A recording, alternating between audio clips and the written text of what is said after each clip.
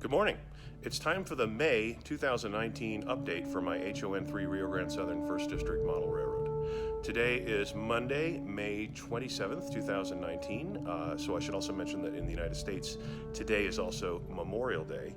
So this is a day that in the U.S. we set aside to take a few moments to remember the tremendous sacrifice made by the hundreds of thousands of U.S. military personnel that have given their lives in the service of freedom.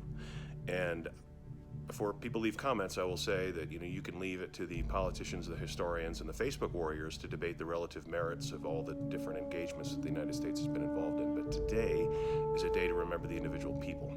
These are men and women with hopes and dreams just like you and I that basically set aside all of that to go do something that was bigger and more important than them as individuals. And we also remember the sacrifice made by their families, their moms, their dads, their wives, their husbands, and their children, and their siblings, and their friends.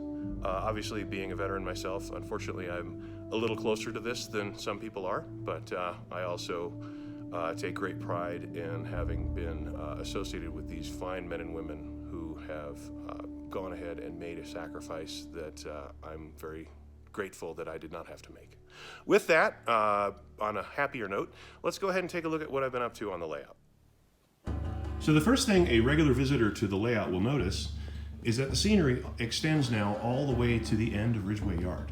So it has a much more finished look to it. Now, clearly it's not finished because anybody in the know will see, oh yeah, hey, I guess a roundhouse is gonna go there, and that's true.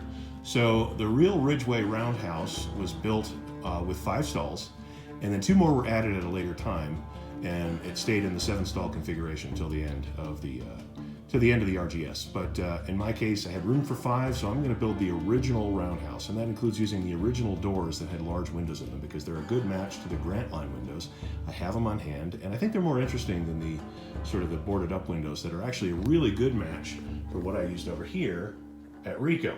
So rather than have 2 engine houses with identically the same doors, I'm going to get a little fancy with Ridgeway, but not really looking forward to trying to figure out the geometry. I mean, I got the tracks so that they come out at a consistent angle, so hopefully that should make building the roundhouse a little easier. Sort of the long pole in the tent on getting this far was building this turntable. This is a Kitwood Hill Models turntable, so it's a kit released by Simon Cox over in England, and it is a model of the Durango turntable that still exists today. It's a motor-powered turntable. In real life, it's a motor, and of course, I have it motorized under the layout as well. All part of Simon's kit, by the way. It's 65 HO scale feet in length.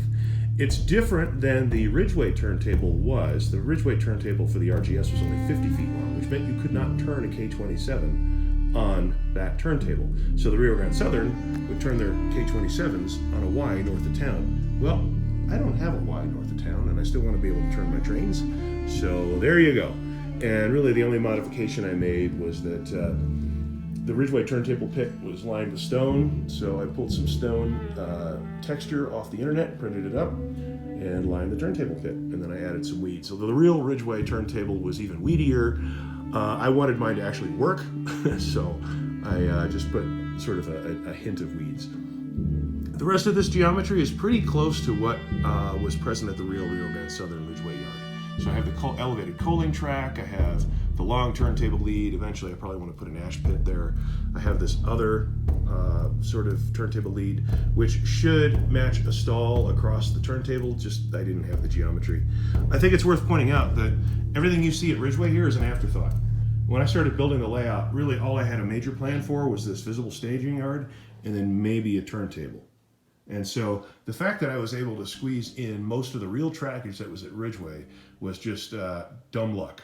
So if the geometry is not perfect, I'm okay with that. One other issue is originally I was in the process of scratch building a model of the Ridgeway office building that would sit right here.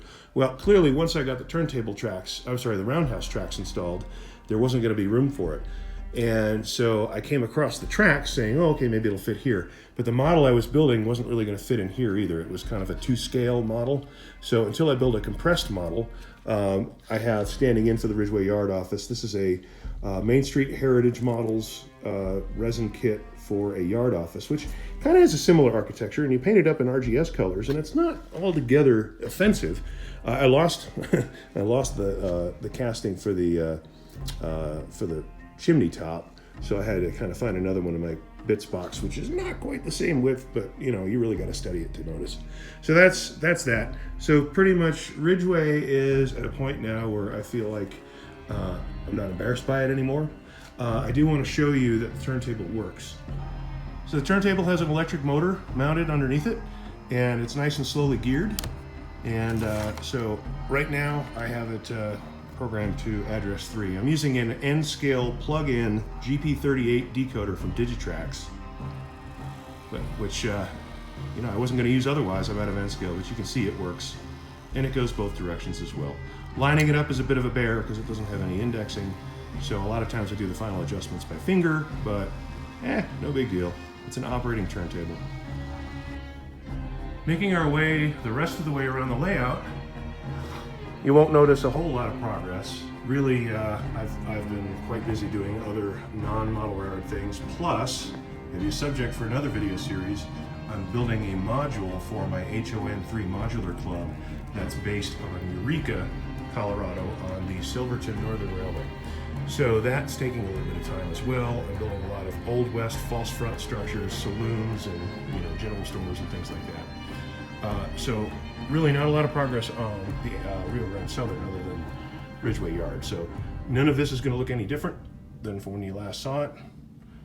Going into Ophir, again, I know exactly what I need to do. I just need actually to do it. And then one of the things I don't want to forget is the handrail for Bridge 45B.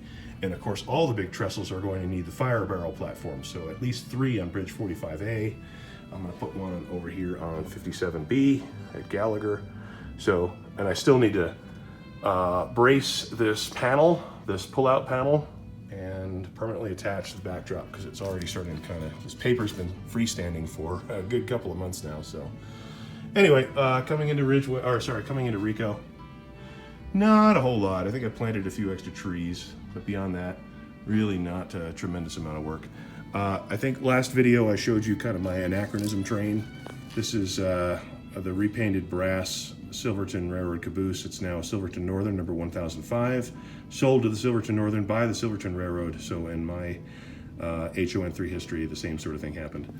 And then coming along to my diamond stacker, this is Blackstone Models Class 70280, which I bought a couple different lettering sheets. So I kit bashed some letters to spell Ure from some passenger car decals.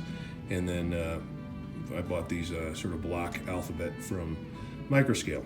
So you can see it's kind of a sort of maybe 90% there representation of the Silverton Railroad number 100.